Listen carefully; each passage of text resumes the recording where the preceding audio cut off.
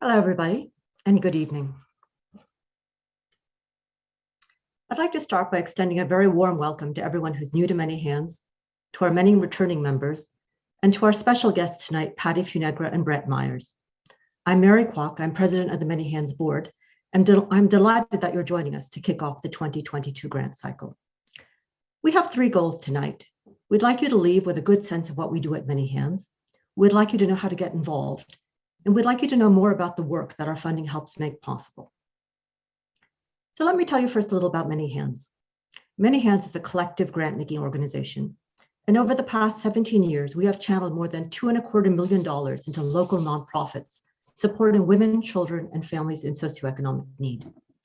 Our grants help provide access to education, to employment, health, housing, and hope for thousands of families and individuals across the region.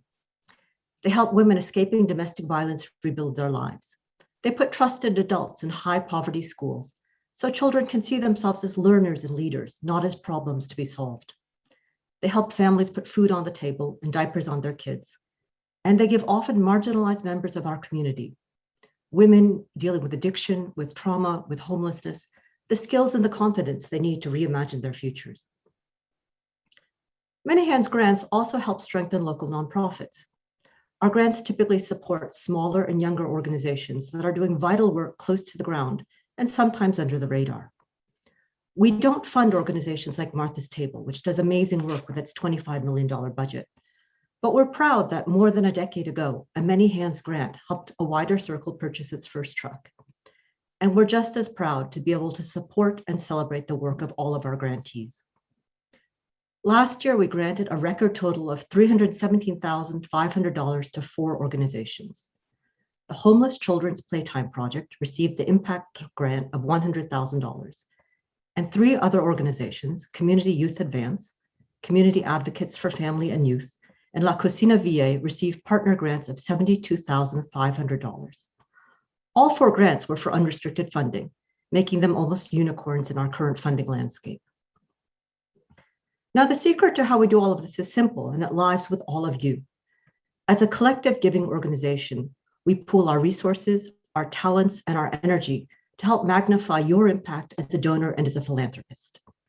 We pool our gifts to underwrite our grants, and we bring together our perspectives, our experience, our values, and our beliefs to identify each year's grantees.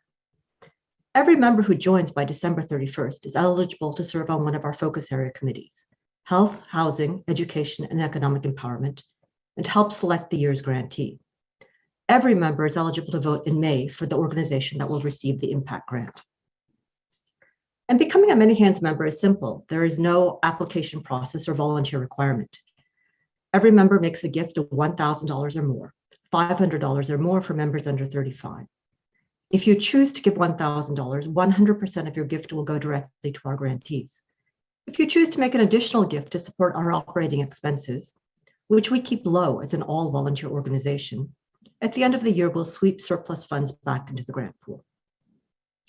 And now, once you become a member, you are in charge of deciding how you want to be involved and exactly how much.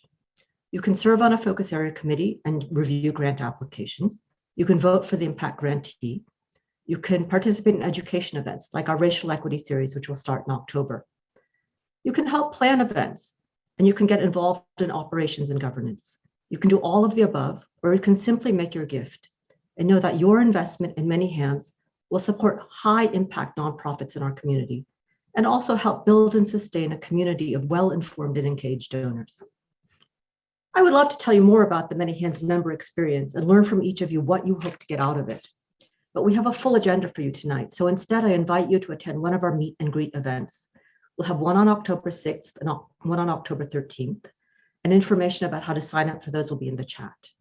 I also encourage you to reach out to us with any questions at membership@manyhandsdc.org or to check out our website. Tonight, we really want to focus on 2 different topics. One is we'd like to tell you more about some of the work that we've been doing to build a stronger future for Many Hands. And of course, we can't wait to hear from Paty and Brett about the incredible work that they've been doing at La Cocina VA and at Nourish Now to combat food and economic security with the support of our members. So now I hope you will join me in welcoming my board colleague, Karen Murrell, who will tell us more about Many Hands racial equity and DEI work. Thanks, Mary. So as Mary mentioned tonight, we really want to be able to tell you some more about the good work that we've been doing to build a stronger future for many hands. So I want to share some information about our racial equity journey. I'm going to start by sharing some context about how racial equity connects to the Many Hands mission, and I'll summarize some of the things that we've done over the past year. And then I'll highlight 2 activities that we currently have underway. So I want to start by just sharing that last year, we convened a group of Many Hands members to form a racial equity committee. And one of their tasks was to develop framing language that outlines the connection between our racial equity and our mission. So I'd like to read the first couple sentences from that language because I think it's really insightful. You can read the full statement on the Many Hands website, but the first 2 sentences read, "In order to effectively support women, children, and families in socioeconomic need, we must understand how race and other drivers of inequity shape the distribution of resources and opportunities within our society. We must also recognize and work to interrupt our own biases so that we, as grant makers, do not reinforce inequitable outcomes." So this framing is so powerful and it guides us along our racial equity journey. Our journey started last year. As a board, we've been grappling with the role that racial equity should play in our work. So we started by listening and learning. We talked to collective giving organizations across the country to learn how they are supporting racial equity through their culture, practices, and through their grant making. We participated in programs that focused on racial equity and philanthropy. We read and shared books, articles, podcasts, and videos. And as I mentioned earlier, we did establish that racial equity committee that was charged with thinking about how we can better support racial equity as a membership organization, but also as a grant maker. This year, we also established a subgroup of that committee. We established the Racial Equity Working Group, and their charge is to develop guidance and resources that will support the Focus Area Committee co-chairs to integrate racial equity issues into the committee discussions for the upcoming grant cycle. So that's just a short summary of what we've done to date. We now invite you to join us on this journey so we can learn together. You can join us by participating in a learning series and by sharing your feedback by completing a survey on racial equity, diversity, equity, and inclusion. So I'll share just a bit more about each of these efforts. I'm pleased to announce that our fall racial equity dialogue series is starting soon. And all members, including members from the last grant cycle that started in 2020 through 2021, are invited to participate in this series. It's a 3-part series on racism and racial equity, and it's going to be led by 2 consultants who work for conditioning leaders named Brianna Boggs and Cheryl Harris. So you might be thinking, I've already attended racial equity trainings. Why should I attend another one? And I want to share with you that this 3-part series is designed to facilitate a dialogue that will lead to action rather than a traditional training. It's our hope that by the end of the series, we'll identify actionable ideas that can be implemented. So we really need your input and your participation. The series is going to be interactive. It'll use large and small group discussions. We'll have videos. We'll have time for self-reflection to guide participants in thinking critically about applying a racial equity lens to decision-making. During the first session, we're going to discuss the role that race plays out in our work in our communities. Race has deep roots in our national history and in the messages that we all received in our lives about the meaning of race. So we'll explore those issues. We'll also, because it's our first session, explore some core concepts and also create shared definitions. In the second session, we're going to discuss how to disrupt old harmful patterns in ourselves, in our relationships, and in our organizations. We'll explore implicit bias, inquiry, advocacy, and adaptive and inclusive leadership skills. The final session is going to focus on strategies to carry forward your ideas and your commitments. We'll identify allies and accountability partners and helpful tools and resources so that we can each have a personal action plan that will motivate us and sustain our work in the future. So the sessions will be held on Thursdays, the first on October 28th, the second on November 4th, the third on December 2nd. They will all be held via Zoom from 7 to 8:30. And the sessions are designed so that they build on each other. So to get the most out of the experience, we'd ask you to please plan to participate in all 3 sessions if possible. So there's going to be a registration link that will be dropped into the chat if you want to register. And it's our hope that after participating in these sessions, you'll feel encouraged and empowered to apply what you've learned to your grant making and in your daily life. We also hope that participation in this series will strengthen connections. We've been apart for so long, we haven't been able to meet in person. So we're hoping that this shared experience will build stronger connections among our Many Hands members. So finally, I want to highlight our survey on racial equity that's currently underway. If you haven't yet completed it, I invite you to do so. We want to understand how our members see and experience current Many Hands values, beliefs, policies, and practices. The survey is completely anonymous and it should take no more than 10 minutes. And you should have received an email last Friday with a link to the survey, but if you haven't, there's going to be the link dropped in the chat, and it's going to be open through Friday, October 8th. So thank you in advance for your participation in completing that. So next, I'd like to introduce my Many Hands board member, Wendy Gray, who's going to share some information about our strategic planning process. Thank you, Karen, and hello, everyone. Just briefly, the first Many Hands strategic planning discussions began in January of 2015. And as a result, that board set priorities and goals for the next 5 years, though those plans were revisited and updated annually. Among the changes that occurred during the initial process was the move from every other year to annual grant making. That board, or that group, which include none of our current board members, also grappled with many of the same issues that we are looking at today, refining the mission statement, considering the size, diversity, and growth of our membership, the size of the grants, and discussing what the role of member education is in our mission, and setting specific and measurable goals. We started working on the new strategic plan this past summer, and Anna Pfeiffer is my co-chair in this effort. The first step in the process, as we met over the summer, included thinking as a group about where we are now as an organization and where we want to go. What are our strengths and our weaknesses, and how we might revise our mission statement. We also reached out to some former board members for their input on the current mission statement and how it evolved over time. Next, we're going to be working on setting clear and measurable goals. And as we continue this process, we envision holding listening sessions with our Emerita board, our current and former members, and our grantees and grant applicants to gather input that will further inform our planning. We look forward to reaching out to Many Hands members and supporters for your input and insights as we move forward with our strategic planning process. And I hope you'll also feel free to reach out to me or Anna if you have comments and suggestions as we move forward. Our aim is to approve and announce the new strategic plan in our newsletter of June 2022. Thank you all. And now I'll turn it over to Katie. Thank you, Wendy, and good evening, everyone. I'm Katie Moore, a proud board member of Many Hands and your moderator for this evening's panel discussion. We're so pleased to have two of our recent grant recipients here with us this evening. After I've introduced our guest and asked a few questions, we hope to have time for a bit of Q&A. So if you have questions that you'd like to ask our guests, please make sure to enter them in the Q&A function here in our Zoom portal. And now I'd like to welcome Brett Meyers and Paty Funegra to our 2022 Kickoff of Many Hands.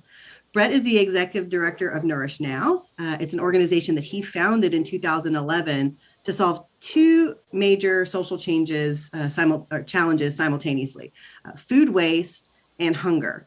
Since launching 10 years ago, Nourish Now has established itself as Montgomery County's leader in food recovery and now donates more than 45,000 pounds of food every month. They also serve more than 1,000 families every week. Pretty impressive numbers. Nourish Now received a $100,000 impact grant from Many Hands in 2020. Welcome, Brett. Paty Funegra is the CEO of La Cocina VA, a nonprofit she founded in 2012 to help combat unemployment, hunger, obesity, and food waste in Northern Virginia. Paty and her team believe in using the power of food to create social and economic change in low-income communities. They do this by offering 3 primary programs: a bilingual culinary training program, a food assistance program, and an innovative small business incubator that supports minority entrepreneurs who are starting and growing food-related business. And their new space is absolutely beautiful. So I hope folks had a chance to go visit that. We did our site visit when La Cocina received a $72,000 partner grant from Many Hands in May of this year. Welcome to you both. We're so excited to have you here. So you both run organizations that address food insecurity and food waste, yet you approach these challenges really differently. Can you tell us a little bit more about how you came up with the ideas for your organizations and how your work's evolved over time? Brett, let's start with you. Sure. I started Nourish Now in 2011. I had a background in the food industry, and I always wanted to help people in need, more talk than action. And when I was working in the food industry, I saw so much waste at the end of the night. When I worked at Panera Bread, they weren't donating their leftovers. And at $8.59, a bagel is about $2.18. But at $9.01, it's trash. And it was just hard for me. So every night we throw away 200 bagels and loaves of bread. So I called corporate and they said liability, and I got scared and I didn't do anything about it. About 3 years later, I grew up a little bit and learned how things were going. And a buddy of mine started a charity called So What Else Can We Do to Help? And I volunteered for them for a little bit, and they help kids stop school programming. And so I really wanted to do something that everybody can get involved. My background was food. And so, I knew about the food waste working in the industry. Hunger in Montgomery County was something that I've lived all throughout the county. So, I've seen different areas. Obviously, Montgomery County has a very affluent area. And then it actually obviously has, unfortunately, people in need. So I wanted to do something that worked for each other. And then, so that's how I came up with Nourish Now. And I put $3,000 in the bank, got in my Honda Accord, went down to Baltimore, and signed up and started right away, and left my cushy job with my dad for 5 years and started Nourish Now. And I had that aha moment. So Panera, don't tell anyone anyway, please, but Panera let me pick up the bread, the bagels and stuff before I had my 501c3, because I kind of had it in there. That's 10 years ago. But I had that moment, when my car is full and I have this onion cinnamon crunch smell going throughout my whole car. And it was I just felt it. And it was real. And I went to the men's shelter and I felt so good about myself. And what I was doing, I was just so excited to actually start it and do it. And so that was cool. That was the first donation. And it's really evolved a lot. I've picked up some catering companies on the first year, but I didn't have a space. So really everything was getting the food and then taking it directly to a shelter and things of that nature. I called the county and tried to sign up families and stuff. And they said, "Where's your location?" And I said, "I'll call you back." And so I couldn't do that. But I decided just to do what I do. And I went to lower income neighborhoods throughout the county. I knocked on people's doors and I asked people if they know of anyone in need of food assistance. And that got Nourish Now's first 150 families. So literally for about 6 months, I would get food and pack it and then just take it straight to families. I called a quick break at the universities of Shady Grove. They allowed me to share their kitchen. So I was there for a year, and that really changed a lot. I was able to get some big food donors and things like that. And it's evolved a ton. So, pre-COVID, we donated about a little over 3 million pounds of food. We were having 40 families come to Nourish Now a day. I started a program called Nourish Neighborhoods, where we would go into the community and donate and partner with a charity in local areas. We used Montgomery County's food stat and used that to find the areas that were in most need of food. And so we partnered with restaurants and catering companies, and they donated a fresh meal for each family. So that was really cool. So we centered it around the family dinner. And then COVID came about a year later. So we kind of had that feeling. And so it took us about 3 minutes to decide to stay open, and we did. And we've donated, we're about to hit 10 million pounds of food donated since COVID started, just COVID. So all our stuff is outside of Nourish Now. We do offsite distributions. We've been fortunate enough to connect with Levy Restaurants, who does all the food at Nats Park, the FedEx Field and Audi Field.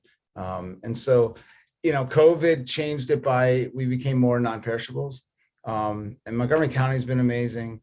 And then, of course, the Many Hands grant was a really big boost for us during COVID. Not just obviously the incredible amount of funding, but just the process was really a good team building experience for all of us.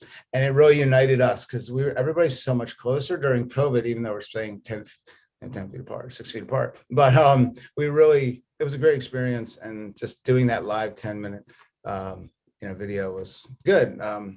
kind of choked up at the end. But so it's changed us. It allowed us to apply for more grants, and we always have gone above and beyond feeding families. And so everybody who's kind of joined the board and people who've got involved with the organization, they know that regardless of where we're at as an organization, we're going to push it, and we're going to come up with good programs, feed the families first, and hope the funding comes. And we're very strategic about it, but like realistically, we knew that when COVID started, and we just went at it, and it's worked. It's just I don't sleep much.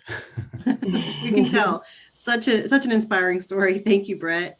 Paty, how did you come up with the idea for La Cocina, and how's your work Of course. evolved over time? Absolutely. Well, congratulations, Brett, for such an amazing accomplishment. And actually, I'm sharing a glass of wine. This is what we will be doing if we were at the event in person. So cheers, everybody. Thank you for the invitation. So what can I say? I'm a Latina that doesn't take a no for an answer. So back in 2010, I moved to Washington, D.C. to work in international development for the Inter-American Development Bank. But I was always curious about how I can put my time to help my local community. So I started volunteering around DC, and I found DC Central Kitchen, which is a loved local nonprofit organization that offers workforce development. And I talked to the directors to Mike Curtin, the CEO, and I said, Mike, what if we create a parallel sister organization that trains Latinos in Spanish to be cooks? And I always joke with Mike because 6 months after he said yes, I said, okay, here is the 501c3, here is the board of directors. So they were a wonderful partner for La Cocina, helping us put together the curriculum to train our trainers. So back in 2014, we opened the doors of La Cocina VA with a bilingual culinary training program, helping Latina unemployed members of the local community that were survivors of human trafficking and poverty, and just migrating to the United States without skills, without language proficiency. So I remember back then, such a similar story such as Brett's, putting my savings to put together the first flyer and the website up and knocking on every single church that exists in the Northern Virginia region, the Catholics, the Buddhists, the evangelists, please asking them to let me use their kitchen to start my program. So finally, the United Methodist Church in Arlington, Virginia, sat down with me and were able and willing to let us use their facilities. So that was the first program. And for 4 years, we offer bilingual training services certified by Northern Virginia Community College and the National Restaurant Association, having partners such as Whole Foods and Hyatt Hotels and Westin and the largest corporations here in the region, hiring our students after they graduate. In 2018, we expanded our services to other members of the community, always working from the basement of a church. And suddenly one of our partners brought to our attention the opportunity of building a new home on the first floor of an affordable housing building in Arlington, working with APA, Arlington Partnership for Affordable Housing. So we raised $3 million to move from 162 square feet to a 5,000 state-of-the-art kitchen, where we have been able to triple our capacity, to train more people, to open the new kitchen incubator program that helps, at this point, immigrants from every ethnicity, people from the Muslim community, from Asia, Latinos, of course, African Americans, and everyone else interested in the food service industry. And we are grateful to finally be awarded with a many hands grants. And that's when I say I don't take a no for an answer. We apply for 3 consecutive years. And I have to congratulate the team the committee doing the due diligence is such a comprehensive analysis of our organization, the financial components, the governance piece, to make sure that the dollars that members of Many Hands invest is invested in impactful organizations that can offer results and transformational change for the community, and that is aligned with their values and mission in life. So we are immensely grateful for this partnership and for all the passion and just engagement that members of Many Hands bring to the community. Big thanks to you both. We are not only investing in amazing organizations, but also amazing transformational leaders like you guys. So thanks for all the work that you do day in and day out. During the pandemic, we saw a significant increase in food insecurity across our region. In fact, the most recent hunger report from Capital Area Food Bank found that during the pandemic, households seeking food assistance for the first time were 60% more likely to include children. And then 50% of our region's newly food insecure individuals identify as Latino. These are pretty alarming statistics. What trends are you guys seeing in your work during the pandemic? Brett touched on this a little bit in his previous comments, but I'd love to hear what you're seeing and then also what your predictions are for food insecurity over the next 12 to 18 months. Well, in our case, 90% of clients that were working in the food service industry, as soon as COVID hit and all the food establishments closed, they lost their jobs. They lost their income and the possibility to just to feed their families. We as an organization went through immense challenges because we were not able to provide those direct services as there were no jobs. We couldn't offer any of those services to the employers or to our direct clients. So we raised funds to provide groceries and meals to our clients. And we put together programs to work on food with food banks at elementary and high schools in the Arlington region. It's been a challenge and it still is. Our clients, as we know, locally, restaurants and hotels are progressively and slowly rehiring personnel. But before the school starts, our clients didn't have childcare coverage, so they couldn't take into jobs. So they were relying on welfare benefits and food banks to feed their families. I'm glad to share with you that past Monday, last week, we reopened our culinary training program, and employers are reaching out with different ideas. So the trends that we are seeing on the workforce development side with our food establishments, hotels, and restaurants are that, like in every other sector, we are redesigning and rethinking how we are going to approach the new normal or the new year. So they are reaching out to us to put together and design together apprenticeship programs where we can tailor our content to the needs of their team. So I think that we are going back to work with a more clear purpose in mind from the employer side and from the government side. I was invited to rejoin the Workforce Development Board with the Governor of Virginia, which in addition to have more funds available to promote workforce development, we are going to discuss different other alternatives to support our clients with the welfare, the services that they need in order to feel comfortable to go back to work, such as transportation and childcare. So I'm excited. We're going to have our first meeting next week, and the voice of Latinos is important. I'm the only Latina at that board, so it's even more relevant for our government to hear the challenges, but to also pay attention to the solutions that we propose. Thanks, Patty. How about you, Brett? I agree. It's awesome. You're very inspiring, by the way. You get my mind. I have so many ideas listening to you talk. It's really awesome. The first thing I like really noticed is that the government involvement. And so like from just not knowing the nonprofit sector and the first like 5 years, like there's a little red tape and stuff working with the county and stuff. But like when COVID came around, it really changed. The government's been incredible. They've worked really hard, and they didn't have the hubs to start. The county set up 20 sites for kids to get meals like they would during the summer.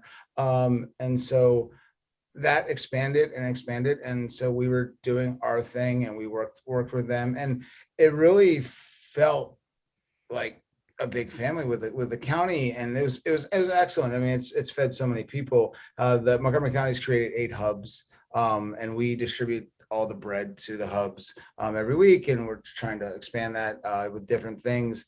And so like, I guess with all the federal money that's come in, then it goes down to the states and to the counties. It's been a huge benefit. So they're one of our biggest supporters. And we always, like over the last 5 years, have gotten a grant with the county, but now it's all year round. We have done this since April 2020. We serve about 240 meals a day, breakfast, lunch, and dinner to 2 hotels that were turned into housing for people that are homeless. So we partner with like restaurants or a catering company to do that. We coordinate it. And it's great. I mean, they're really involved. We fortunately enough, we got a bond bill from the state of Maryland. And so we are in the process of building our state-of-the-art center, not 5 million, but 500,000. So we'll take it. It's going to be really cool. I'm really excited about it. We've always kind of been a little tight in our space, and we've been keep growing. So now we have this whole non-perishable section where we call them FRBs, family relief boxes.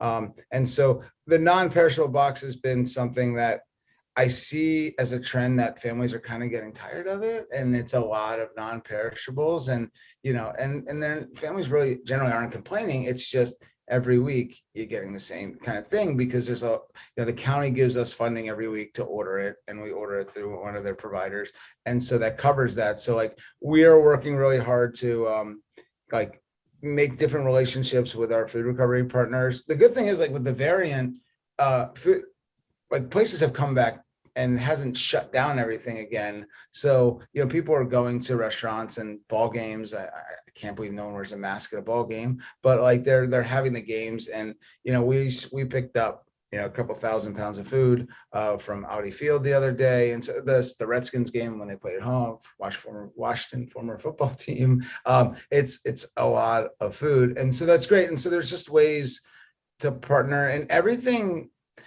So everything feels like it's like 2 weeks before Thanksgiving now, where everybody's involved all the time.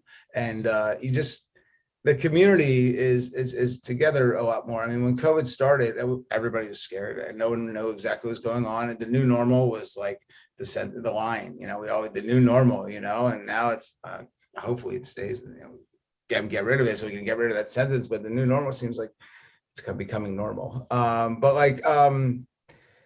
It's changed a lot. I mean, just like evolving with the safety of just like volunteers and staff and the people we serve. So everybody, like the whole staff has become like, we update it every other week. We put it on our website. I mean, we really take it very seriously. We take it as serious as the food that we're recovering. And, like knock on wood, no one at Nourish Now has gotten COVID. We did the vaccines for everybody. So it's just, it makes it more of a family, and it's a good atmosphere like that. And in the beginning, there was a lot of young kids that were working, like kids that are like out of college in their home. So we needed a lot more help. And so, yeah, it's like a lot of things that she was saying, of course. And like you're saying, the governor is involved. And so the state of Maryland's got really involved. And I just think this is the time really to get like our sectors to really grow. I mean, everybody, the first day of COVID when it hit Montgomery County is March 13th, they would talk about health, and it was hunger. It was health, hunger, and it was on repeat. And we would get an average of like 18 to 25 donations a month online. We would get 18 to 25 donations every 4 hours. So I mean, COVID was just a lot. And now this second wave of it is something that, we're adjusting to, but our move is going to happen probably at the beginning of the year. We're building it out now, but that was a long process. So it's good. It's a lot, but we're just keep on trucking, but it's going to be really interesting to see. My prediction when it ends is we were moving towards that Nourish Neighborhoods program anyways. And I think it's better for the families in need that we serve, the people that we serve, individuals, to not have to come out to our location, which is more of an industrial area, even there's neighborhoods around it. But like we go out to, 3 to 6 different places a day. And so we're able to serve 50 families at once. Some of the hubs in the beginning had 300 families that would come to the carpool pickup. And so we have grown 760% the amount of families we serve on a weekly basis. So it's, I don't think the numbers are going to go down anytime very soon, but I do think it will level out. But I think it might take a year and a half or 2. Yeah. It's interesting. You both mentioned government partnerships, it's and community partnerships, right? It's just interesting to think that as we socially distanced, so many of us socially distanced during pandemic, how oftentimes we came together in new and special ways and built new coalitions. We're seeing that across a lot of my work in Virginia as well. I want to make sure that our audience has the opportunity to ask some questions too. So I'm going to ask one last question, but for those of you who have joined us this evening, please do put your questions in the Q&A function if you have them for our speakers. And now I want to ask the question, especially since you've both now are either have recently moved into new space or are about to move into new space. I want to know how the investment that Many Hands made in your organization has changed your organization, or how have you used that investment? Brett, let's start with you, since you got your money over a year ago now. Yes. It was surreal that it happened. I mean, it was the largest grant we've ever won, and so it was a team effort throughout. And then we knew that working to catch breaks during COVID, and we knew that there were so many families in need. Every day the county would call, and there's more emergency home deliveries they were asking us to do. We don't like to say no to anybody. So with the grant coming in, allowed us to bring on new staff. We got 2 new trucks. We were able to basically just expanding and grow the whole organization, because the nonprofit sector is very interesting, where how much money should you keep in the bank, and how much money should you spend to grow it, and should you pay for this or that. And the way I learned actually a ton of what I know from DC Central Kitchen. So they're amazing. And Andy Fink took me under his wing when they were young. He was doing a seminar, and I went up and talked to him afterwards. So they're incredible. They're pioneers of the sector. And so they've always taken a business approach to helping people, but they've always helped so many people and done a tremendous job. And then they evolved to do that, helping people that I guess got incarcerated. I'm fortunate enough to have a CFO that worked at Deloitte for 20 plus years in Budapest. And so that always helps. So it really expanded. It really played a major role. And then the momentum off of it as well. So winning that grant led to more respect from other foundations, more respect from the county. I mean, it got great run on social media. It was incredible. It was fantastic. And then just the joy. My mother was so happy.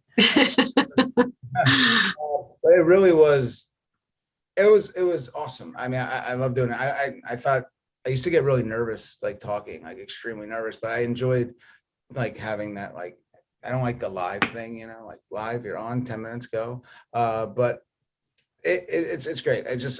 I love that to see the community come together, and the Many Hands grant just expanded it so much. So big thank you.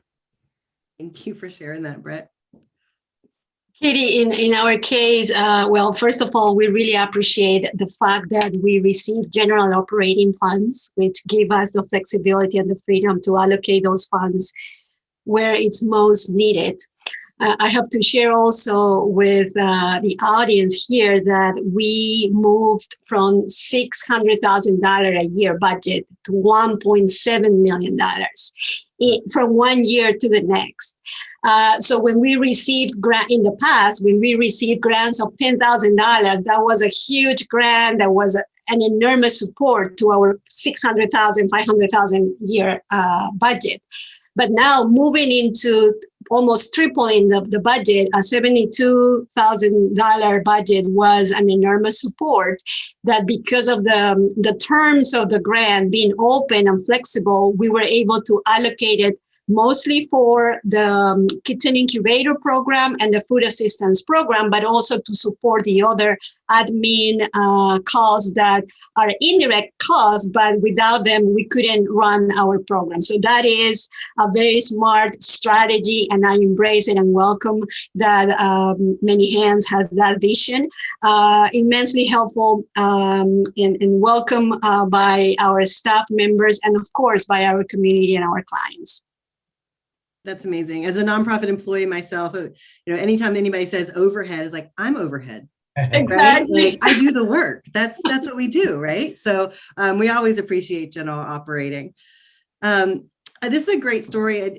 We have a question here. Is there a story that comes to mind that illustrates the impact that you've had at an individual level, maybe on a family or on an individual?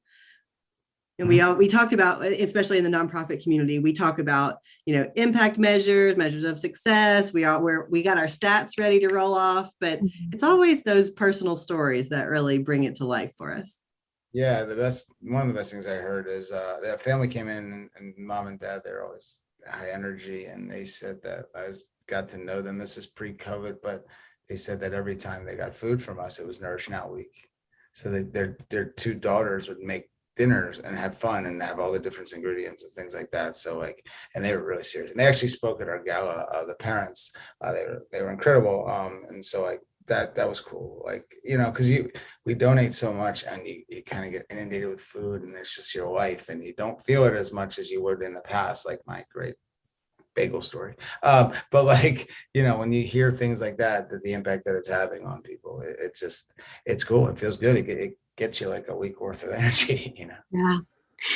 In our case, many stories of women coming from domestic abuse cases, and the one that always still, after all these years, still moves me is this lady that her dream was to start this catering buffet type of business, and she didn't know anything about cooking formally, understanding the proportions and all the different techniques to do it right.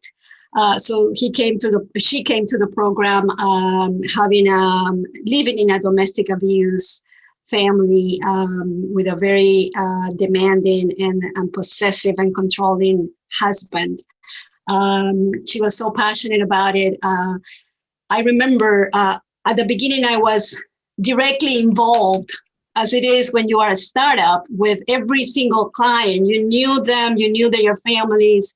So she used to text me pictures of herself in the bathroom with her phone, reading the material because her husband didn't let her keep the lights on. She graduated from the program and received a white coat on the stage, and in the audience we had the husband that came to her to the stage to hug her, to congratulate her, and to tell her for the first time ever how much he appreciated her. And now, well, after that, she texted me the picture of the business card that he made for her to launch her business, her little empanadas business. So that transformation that you said, Katie, it's not possible to measure and to translate into the impact that those dollars, that those volunteer hours really mean to us and especially to our clients. So stories like that are many, but that is the one that I remember the most. It was at the very beginning, and she is now my Peruvian go-to for empanadas. That's a great story. Yeah, that is a great story. Who doesn't love empanadas too, right? I'm sure she's been very successful. Just got a couple orders. So another question from our attendees. So after a year and a half of just kind of constant challenges and pivoting, what are you guys most excited about for the future? And where are you seeing your organization in 5 years, especially as you guys celebrate these beautiful new spaces? I can go, Brett. So for us, and particularly for me, with this business mindset approach, we seek sustainability, self-sustainability, meaning being able to generate income that is put back into our programs and that reduces the burden of applications and competition with other of our colleague organizations. So we will put more efforts into that. We have a cafe, which is a coffee shop to the public. We have also a catering service that start very slowly revamping based on some events that are happening locally and working with schools as well. So that's the goal, to become self-sustained. And also that will allow us to translate that the sustainability, that position to support our small business owners, our Latinas, with that seed money, with that little capital that they need at the beginning to start their businesses. After all these programming and services that we are offering, we keep seeing that the barrier that stops them from moving forward is accessing that little money, $1,000, $5,000 to launch those businesses and start generating money. So that's another kind of stream that we are thinking about going into, which is maybe CDFI type of status, or putting together a fund that we can provide loans to these clients. That's great. We're starting I want to stay like with what we're doing and just make sure we stay in the food. It's like you're doing so many different levels. It's awesome. And we're opening up a learning center when we do. So it's going to be mainly for kids and make it interactive and fun. And they could become like food recovery sheriffs and things like that, and go through a curriculum where learning about labels and things like that, learning about food waste and hunger locally, that state and throughout the United States. And so we're hoping field trips can come to the new center, and we're going to have the learning center. We're going to have about 12 computers there, and like make it like a classroom. Like it's going to be in the middle, hopefully, of all the action. So like it would be like plopped in the middle, closed off in front of with all the food coming in. So we hope to just educate young minds and get him excited about it. And this is all new to us, so I'll probably call you and ask you many questions, Paty. But realistically, I think it's going to really work. And I think there's so many misconceptions about labels.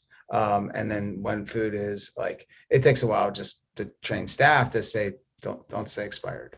That's not expired if it's 1 day past its sell-by date. And so it's very important. It saves a lot of money for families, whether there's financial issues or not, because there's so much harm that does to the environment by wasting food. So we hope to get that going. And that's a big part. And, we hope to expand our partnerships with the places that we have, and really just continue to provide a high quality food to people. And one thing I've learned a lot is that big donors, we work with MGM, and they really want to serve Prince George's County. And so when we work with Levy restaurants in Nats Park, we serve US Vets, which is 1.8 miles from the stadium. And so really want to have the food donor make sure, and they love this, that they're serving the communities that are right around their stadium or restaurant or things like that, because if there's, God forbid, families can't get into the ballpark, at least they can enjoy the food while they're watching the game, things like that. And everybody's taking care of their own community. And I feel like if that spreads, then, everybody will be okay in a perfect world. But yeah. Two last quick questions here before we have to wrap up. What advice would you give to other organizations considering applying for a Many Hands grant? Passion.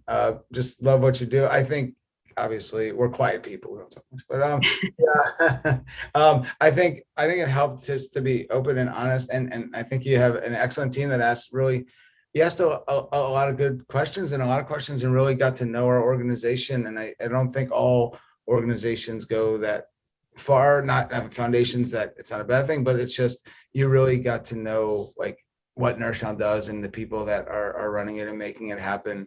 And I think you made an excellent choice. I would just suggest that people really just make sure you know what you're doing and you have a vision for what you want to do and follow it, and just trust yourself that it's good. But then also, we got good advice, and I love getting advice. You learn every day from people. So just be willing to listen and just show a lot of passion. Well, in my personal experience through a couple of grant applications with many hands, I think it's important for the committees to see solid financial results, to see a leadership at the board level and at the management level that is engaged, but also to make sure that we measure the investment of our time, resources for impactful transformational change. So that makes us as nonprofits reliable, that makes us partners for donors and for funders that are interested in creating real change. And then my final question for you guys before we close out is, how can Many Hands and our members, we have over 300 members around the DC region, how can we continue supporting your work? Well, we know that checks are super important, so that already came. And I talked about this with the members of the committee that did that site visit. So we are all, or members of Many Hands are all professionals and experts at different professions and different skills. So volunteering at the skill-based type of volunteer work, helping us reinforce or improve our marketing strategies, our social media presence, our governance and board management, fundraising. So all that expertise that otherwise we'll have to put big dollars into paying for consultants will be great to have, in addition to coming and cooking with us, putting their times and their time and their aprons and come help us put some food assistance or some meals to donate to the community. And come and eat at the cafe. And come in, and get and order catering and get some coffee. I think it's big that you have a lot of membership, and to find out what the membership is interested in as you grow as a foundation, and to see that the organizations that you support how they're doing, and to stay involved. Obviously everything is great, any involvement's fantastic, but for just she was Paty was mentioning, the wisdom that everybody has, and finding out what you are looking for in the future, and maybe it can help our organizations where we might fit in goals. We would love to be able to apply again whenever that happens, but realistically, we would love to just grow a relationship. I mean, members of our board and just getting involved. I mean, so you have Virginia and Maryland, and there's ways that maybe that the people that have won grants with the organization can partner with each other and honor Many Hands or work together. I mean, I think there's so many ways to continue to grow and tackle, and then be a voice together, being a part of the Many Hands family by winning a grant. And, the county, the state, everybody's listening now. And so it's a really good time to really, move forward together. So. I love it. Well, we are so proud of you both, and we're all proud of all of our grantees. We will continue to promote your work to our members and across our various channels. I'd like to give you both a special thanks for joining us this evening, and for all that you do day in and day out to support our neighbors in need. We're really proud of you guys. Thank you. Thank you. Thank you. Thank you so much. Now, I'd like to turn it over to my fellow board member, Karis Keitelman, who will round out this evening's programming. Thank you, Katie. Wow. I just want to reiterate Katie's thanks to Brett and Paty for joining us tonight for what I'm sure we all agree was a moving, insightful, and informative conversation about food insecurity and waste recovery and the creative and inspirational ways that Nourish Now and La Cocina are forging solutions.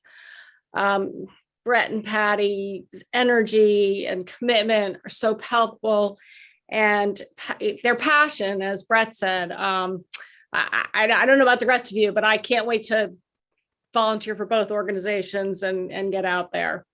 Also, I don't want to not say a huge thank you to Katie for moderating this lively discussion, and to all of you for your attention and your thoughtful questions.